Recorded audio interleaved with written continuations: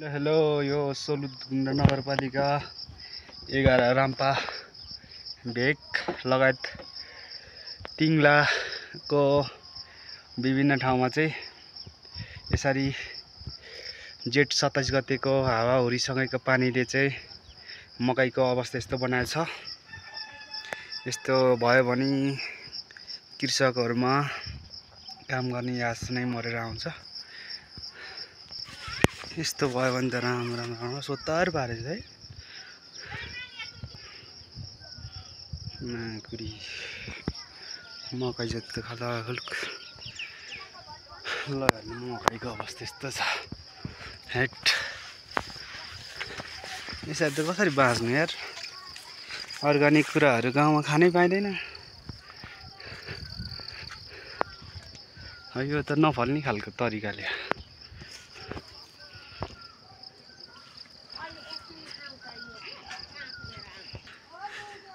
हेठरे मकैको अवस्था पुरै यस्तो छ।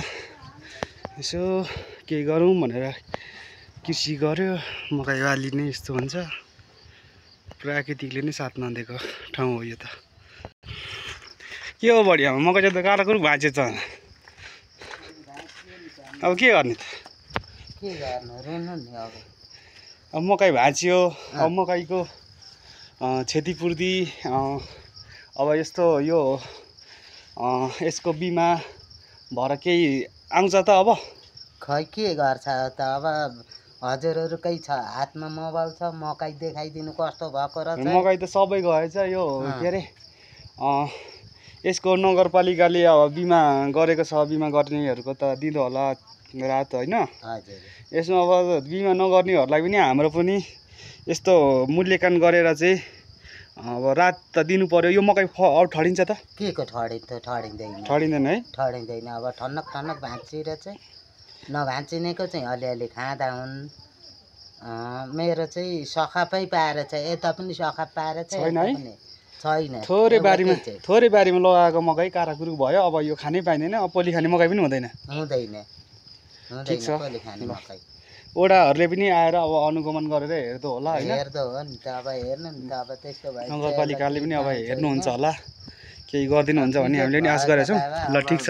तै खाउँला भन्ने आशाले बुढी मान्छेले सकि नसकि लाएको खेती अहिले खान नपाउँदाखेरि मुन अस्तिका दिनदेखि त मेरो त हातमा काम पनि आएको छैन। सबैले यसै भन्दै हुनुहुन्छ बारीतिरै जान छोड्नु भयो अरे सबैजना हैन? बारीतिर गएर के गर्न त मुन रुन्छ धरधरी।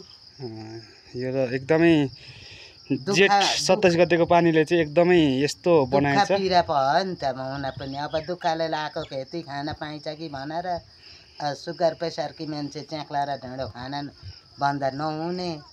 अब हेर्नु न छँदै त छैन के खाइदिनु र। त्यही त यस्तो बिजोग बनायो। ल ठिक छ। बिजोगै बनायो। बारीमा पस्न मन पनि छैन, हेर्न मन पनि छैन। बहिरकै लाग्दो बनाइदियो।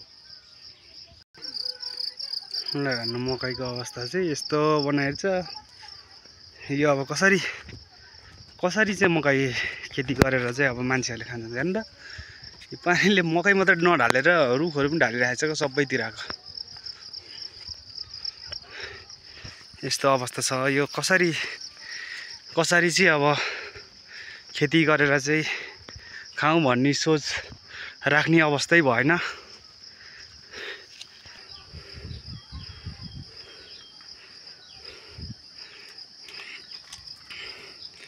राम्रो सब गएछ मकै त। हाम्रो त झन् बारीतिर म जाँदै जान्न भन्दै हुनुहुन्छ मम्मीले। मकै बारीभित्र छिर्दिनँ म भन्दै हुन्छ।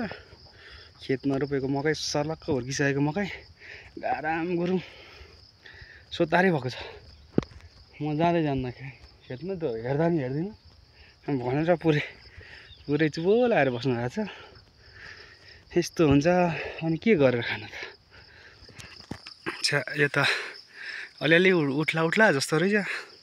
यो उँधोतिरको त राम्रो हेरिन सक्नु सेट। जेठ 27 गतेको पानीले मकै लगायत यहाँ रुखहरू पनि ढलेछ। यसमा के भन्नुहुन्छ? यो मकै पनि गारम गरौँ लड्यो। अब यो त उठ्दैन होला। अब यो फल्छ त मकै? कता फल्नु अब यो गएको भुन्जीले काट्दै हाल्छ घाँसको लागि मात्रै युज हुने भयो है अब घाँसको लागि मात्रै भयो नि अब यतिको बारीहरूमा हामीले रोपेको मकैहरू चाहिँ के अरे यसो अलिअलि यो लडेर जति ढलेर बाँकी रहेको मकैमा यसो पोली खाने मकै निक्लिन्छ त निस्किने के को निस्किन्थ्यो अब त्यो भर्खरको त पछि उम्रेको बिरुवा के को घोगा लाग्छ त्यस्तो केही पनि हुँदैन है सबै घाँस सबै घाँस